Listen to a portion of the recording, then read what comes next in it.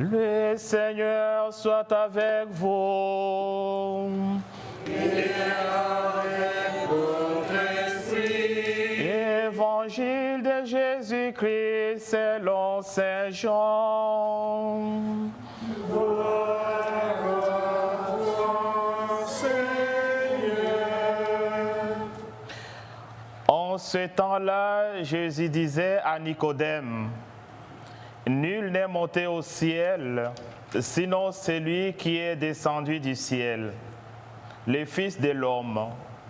De même que le serpent de bronze fut élevé par Moïse dans le désert, ainsi faut-il que le Fils de l'homme soit élevé, afin qu'en lui, tout homme qui croit ait la vie éternelle.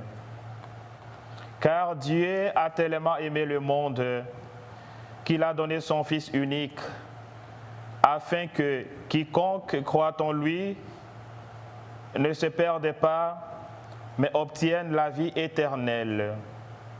Car Dieu a envoyé son Fils dans le monde, non pas pour juger le monde, mais pour que par lui, le monde soit sauvé. »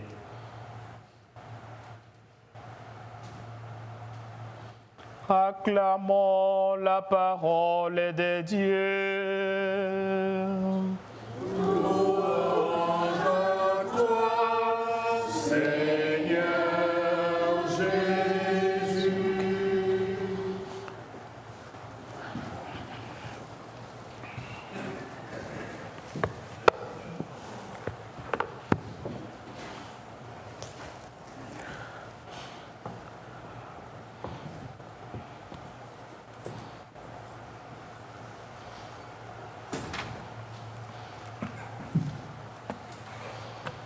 Chers frères et sœurs dans le Christ, comme vous pouvez le remarquer, aujourd'hui on a beaucoup de servants, de jeunes, nos servants qui sont venus être avec moi à l'hôtel. Je vous demande si vous pouvez acclamer pour eux les signes d'encouragement. Hein? Très bien. C'est très bien. Le premier pas, parfait. 10 sur 10, ok? Très bien, très bien. Merci beaucoup. Et hier, on a eu un événement spécial pour notre paroisse avec tous les volontaires. C'était vraiment spécial. On a partagé un moment de convivialité, on a partagé un moment de joie et ça rend notre paroisse plus en plus unie et plus en plus cohérente avec notre foi, mais aussi avec notre engagement. Pour cela, je vous demande encore d'applaudir pour tous nos volontaires et tous ceux qui se donnent à l'Église, corps et âme. Merci beaucoup, chers frères et sœurs dans le Christ. Aujourd'hui, nous célébrons avec joie la croix glorieuse du Christ. Et les théologiens, dans un terme spécial, ils appellent cela le kérygme. Le kérygme, c'est la passion, la mort et la résurrection du Christ.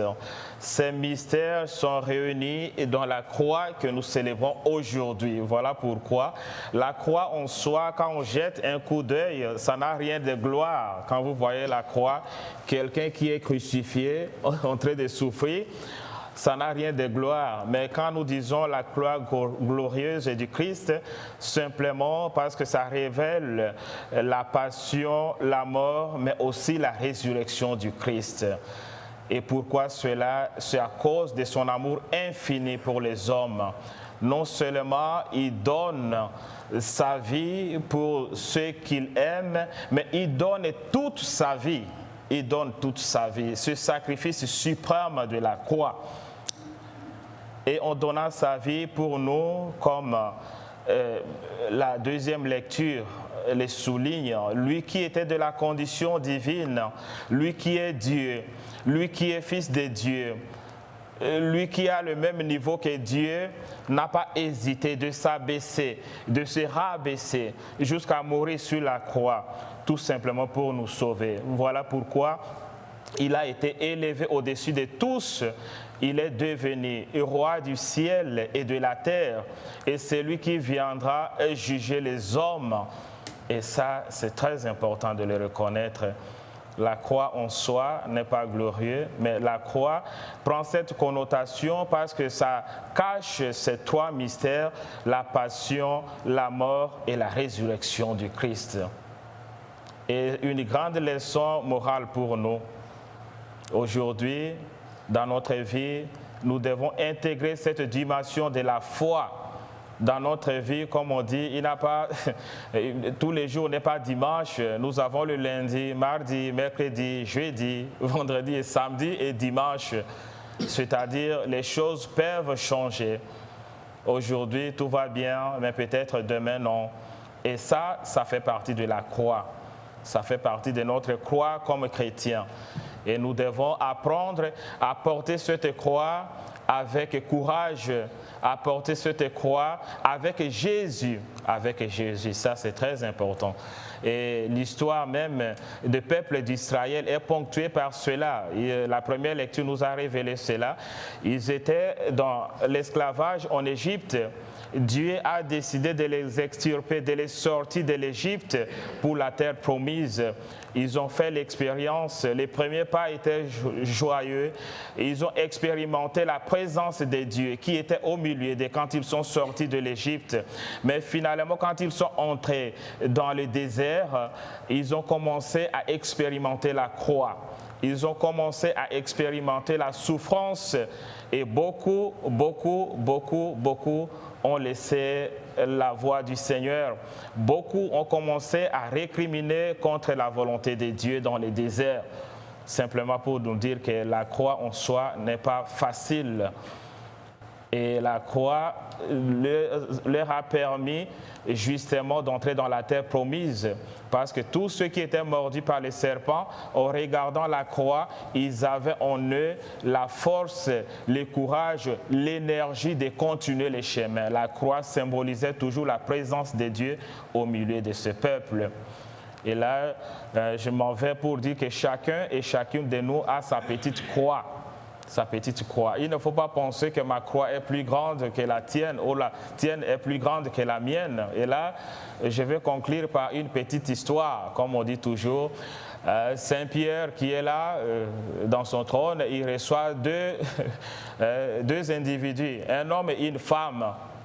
Alors ils viennent et ils disent à Saint Pierre, voilà, nous avons des croix, mais ces croix pèsent tellement, c'est-à-dire les défis de la vie nous pèsent tellement, nous voulons avoir une croix qui est un peu légère, qu'on peut transporter facilement. Alors Saint Pierre leur dit, voilà, le schéma est simple, à l'entrée de l'église, vous allez laisser votre croix. À l'entrée de l'église, vous entrez et vous allez sélectionner parmi les croix qui sont là, laquelle est plus favorable pour vous. Alors vous prenez et puis vous transportez. Ok. Les deux individus entrent et puis laissent les croix à la porte. Ils voient des différentes dimensions des croix, de grandes croix, des petites croix, et ils vont sélectionner la plus petite croix. Ils disent ça nous va. Alors ils sortent par ici. Ils se promènent et à chaque fois qu'ils se promenaient, ils voyaient des petites croix autour du chemin. Et ça, c'était la croix de Jésus. Et quand ils voyaient ils transportaient cette croix avec courage, chacun. Et puis, à la fin, Saint Pierre leur dit, voilà, vous entrez à la porte principale d'où vous êtes venus. Alors, le monsieur passe le premier. Il se rend compte que la même croix qu'il transportait, qu'il a retrouvée à l'église, c'est sa même croix qui était là, avec la même dimension. Et la dame vient faire la même expérience, le même constat. La même croix qu'elle a pensé que c'est la plus petite à l'église, c'est sa même croix qui est là à l'entrée. Et ils viennent et disent, alors Saint Pierre leur demande, mais qu'est-ce que vous avez observé en faisant cette expérience? Ils ont dit non, mais nous avons sélectionné la plus petite croix ici, mais quand nous sommes sortis, nous nous rendons compte que ce sont les mêmes croix que nous on transportait déjà.